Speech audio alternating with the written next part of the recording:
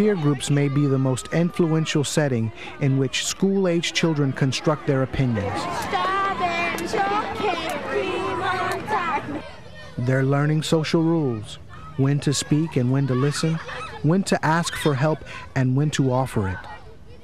Within these mostly gender-segregated miniature cultures, boys and girls develop different standards for governing certain behaviors. Aggression is a good example. Male peer groups often engage in rough, verbally provocative behavior, and sometimes show high levels of physical aggression.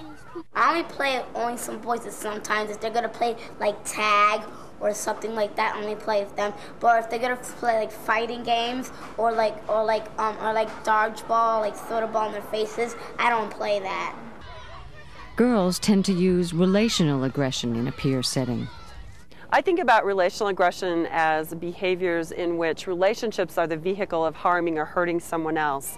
Girls really early on in life get the message that it's not okay to be physically aggressive. Boys eventually get that message too, but it comes much later in life. We see gender differences in physical aggression as young as 4 years of age.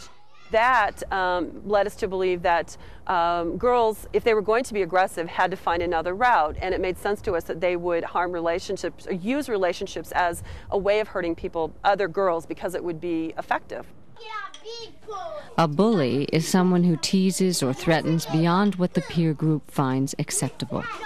Dr. Robert Selman helped pioneer peer therapy, a technique which involves matching aggressive bullying children with withdrawn and shy children.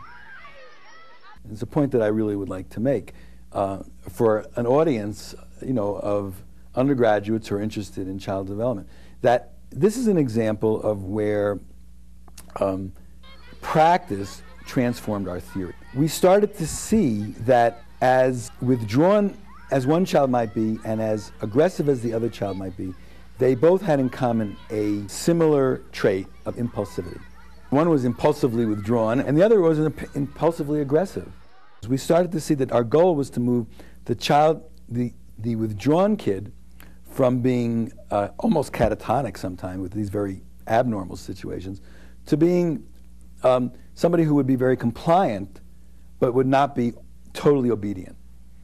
And we tried to move the very impulsive and aggressive kids from being extremely aggressive and physically acting out to being verbally aggressive. Because in a funny kind of way, to curse at somebody is better, in our view, at least by my standards, I have to say that, than it is to punch that person.